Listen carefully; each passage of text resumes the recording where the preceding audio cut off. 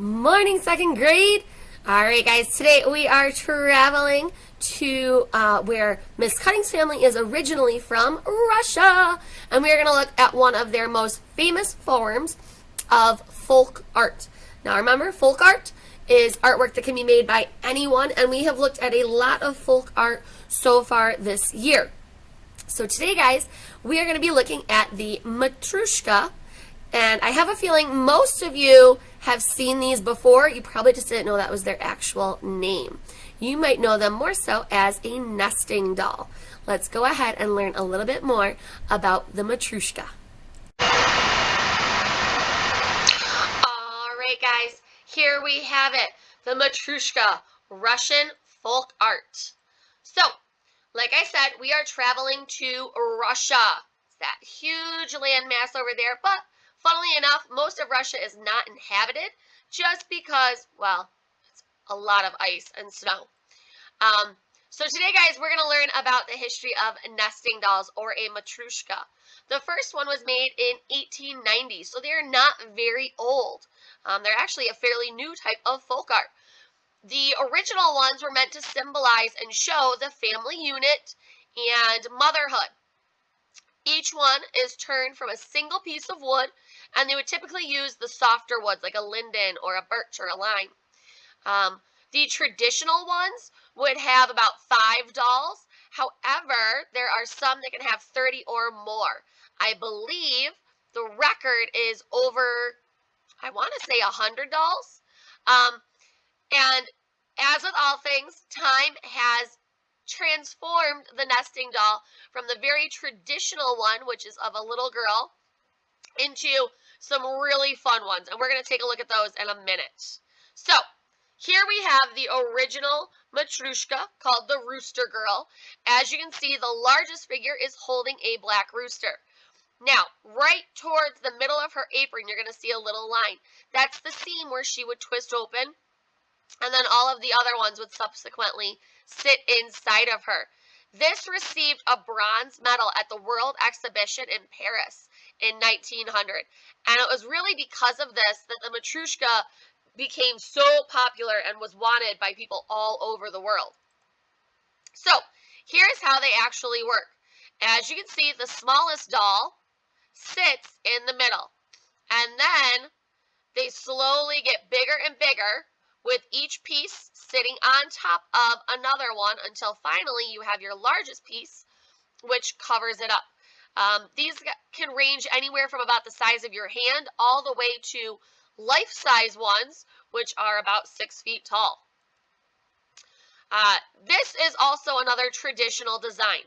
All right, typically you would see a woman. She would have on a babushka, a head covering. A lot of people associate that with being an old lady. And then you see that her face slowly changes as she gets younger and younger in her life. But as I mentioned before, current contemporary Matryoshkas are all different shapes, sizes, colors. So here we see some forest animals. These would actually be popular animals in Russia. So you've got the little otters, the snowshoe hares, the owls, the foxes, and then finally the bears. But, again, like with everything, they get adapted from all over the world. So you've got ones that show Mario and Luigi and Bowser and Princess and Toad. You've got Pokemon, you've got Mickey and Minnie Mouse, you've got Star Wars. So that's the beautiful part about the Matryoshka, is it started off as such a simple item, and now it is recreated hundreds of thousands of times to show all sorts of different options. Now, if you do not want to come up with your own style Matryoshka, feel free to follow along with the roll of Matryoshka. So just like we've done with some other roll artwork options, here you have your head, your hair, your face, your apron, and your decorations. Notice the overall shape of a Matryoshka is almost like a snowman. It's got one big circle, and then a medium circle, and then you just have to connect your edges. Don't forget to put a stand at the base. All right, let's dive into our demo. All right, second grade, now that we've learned more about the Matryoshka, let's go ahead and create our own. So grab out your paper. You'll also need pencil and some scissors. Or if you are going to do the roll Matryoshka, you will not need the scissors. And then obviously whatever coloring medium you prefer. If it's crayons, colored pencils, markers, Sharpie, that is up to you. Let's go ahead and get this demo started. All right, guys. So I went ahead and I just grabbed my paper and a pencil to start with. And I want to show you the basic way that you can draw a Matryoshka. So they've got a larger bottom, so I'm just going to do a circle. And then I'm going to stack another circle on top of that, almost like we're making a snowman. Right here where they connect, that's where you're just going to make a little bit of a curved line. So that when you trace it, all right, or when you erase your unneeded pencil lines, you have that nice, easy shape. All right, see how that works out?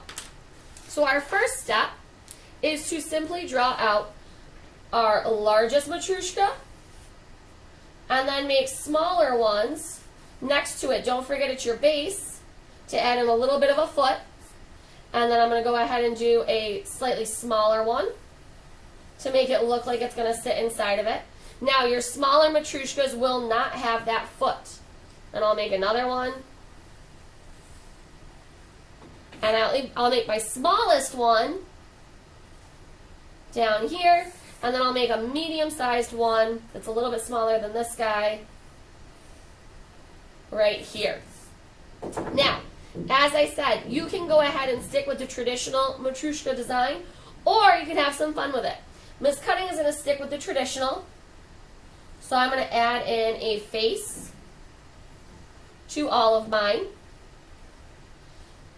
If you wanted, you could go like the Scooby-Doo route or pick whatever the new hot character design is or video game or anything like that. All right. Well, like I said, I'm going to keep mine traditional. That just means original.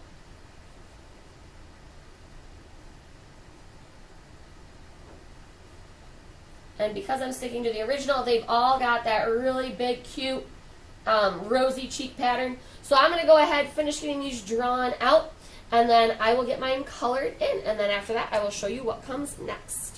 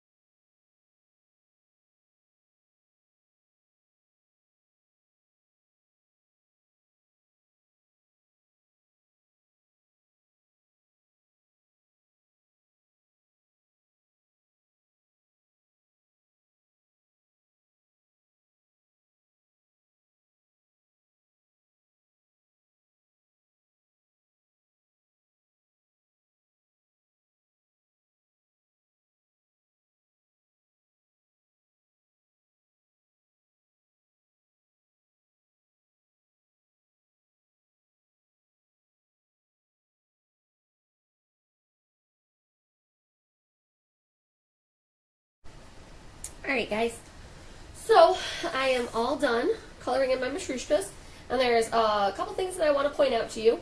One is that you're going to notice that I used the same color scheme through all of them. And you're going to want to do that too unless you're doing a more contemporary one. So for instance, like the woodland creatures or the Pokemon, those you will recognize as a set because it all belongs to the same group, alright? Your Pokemon, you're not going to have Charmander and Squirtle next to Yoda, okay? If you're going to do more of a traditional, you're going to want to keep your colors similar, and I chose to keep my apron designs very similar as well. That way it shows that they all belong together. So there's a couple different ways you can attach your Matryoshkas. You can kind of offset them like Miss Cutting has, like this, or you can take strips of your previous paper and use that to create tabs that you can then fold down your Matryoshkas on, and they would sit stacked like so. All right. One way just shows you a little bit better that they all sit and nest inside each other. The other way just kind of spreads and fans them out. I will leave that up to you. And there you have it, guys, our fully finished Matryoshka doll, the nesting doll of Russia. Remember, this is a folk or a craft art. That means it can be made by anyone. The traditional ones are all hand painted, though. Have fun creating yours, and I cannot wait to see if you do a traditional or a contemporary. Bye!